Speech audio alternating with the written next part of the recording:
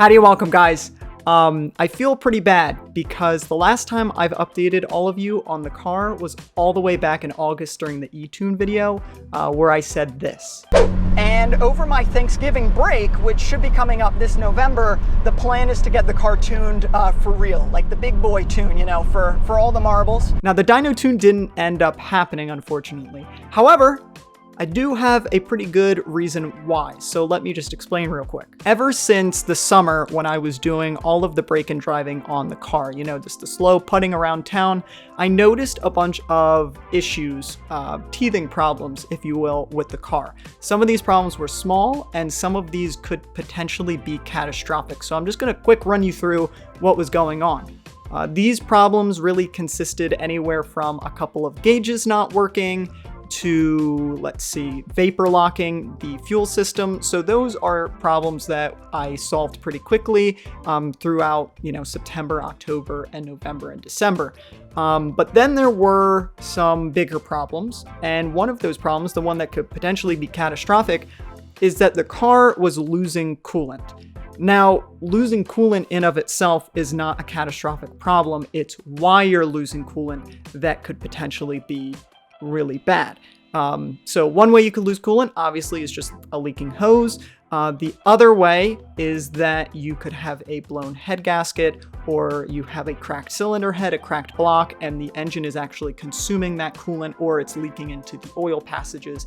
And that is not good at all. So I went through the testing of seeing if there was like a leak by putting cardboard under the car and seeing if there were any drips. Like I would have the car running and check and see if the cardboard got wet, but there weren't.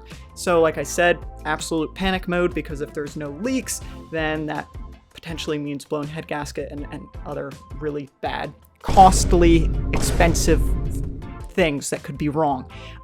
So then I started doing blown head gasket tests, and the main one that I did was, it's called a block tester is what I used. And basically it's this little device with a fluid that detects hydrocarbons in your cooling system, which is another fancy way of saying exhaust gases in your cooling system. And if that comes up positive, that means you definitely have a blown head gasket or something else that is allowing your combustion gases into your cooling system, and you need to go replace something. Luckily, that test came up negative for me, so that was a good start.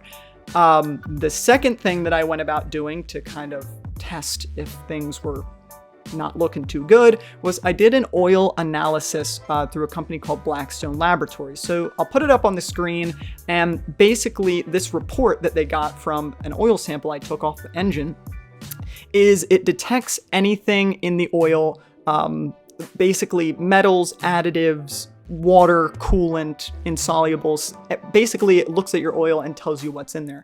And from there, you can see if your engine is healthy. And oh, thank goodness, ours is looking good. So there's no antifreeze, as you can see there. And the break-in, or I should say the wear metals that they look for, such as copper, lead, tin, stuff like that, is all within a relatively acceptable range. So our engine is looking pretty healthy. So that is definitely a good thing. From there, I went through, this was back during my winter break from college back in December. I basically went through the whole cooling system and redid all of the fittings and hoses. So I went from worm clamps to using Gates power grip clamps, which is like a shrink tube kind of clamp. They're one-time use, so they're kind of expensive. However, they provide a really good seal on all those fittings. So I used those instead of the worm clamps I was using. I went through and, let's see, on the intake manifold of the 2JZ and the throttle body, there's a series of like small coolant hoses that Toyota thought it would be a good idea to kind of have coolant pass through the throttle body to heat it up when the engine's cold.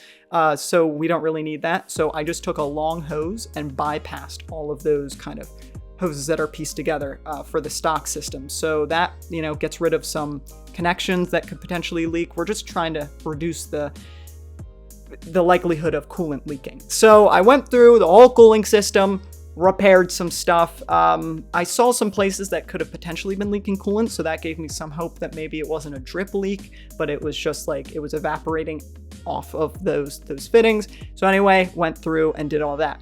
Another way we could have been losing coolant was if there was air in the system, and potentially a bad radiator cap could also cause those same symptoms. So I replaced the radiator cap, and to prevent air in the system, other than bleeding it for a really long time, I got this thing called a vacuum coolant refiller, which is basically a system that pulls a vacuum on your whole coolant system.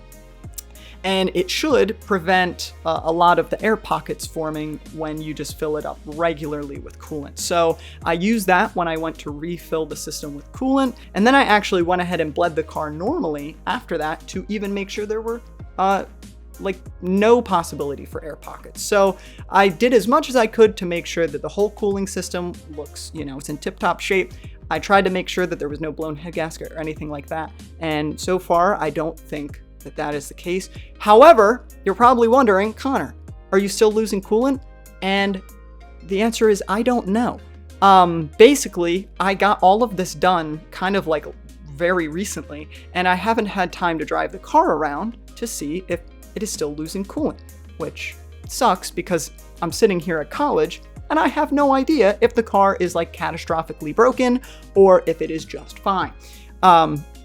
So anyway, that's kind of the deal. Another quick update. I'm definitely getting the car dyno tuned. I have a date set. I have it scheduled now, which is like further than I've ever gotten before, with a tuner in my area, a really reputable one. His name's Jeff Evans, and the shop is called Evans Tuning. So he's like a 2JZ guru, really well-known guy. So I'm hoping he can get this car dialed in. But the dyno tune is set for March, which is going to be over my spring break. So that is very exciting.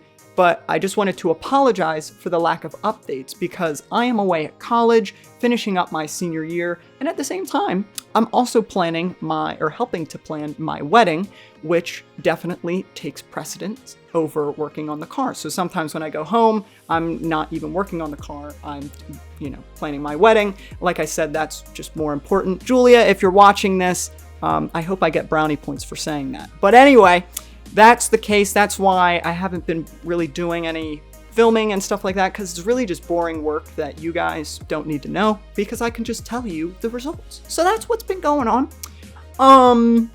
Yeah, so next video, seriously this time, should be the dyno tune or an update on if the car is like, has a blown head gasket or not. So I hope that I don't put that video out. I hope I put out the video of the car getting dyno tuned. That would be really nice. The plan is to autocross and track the car this coming summer.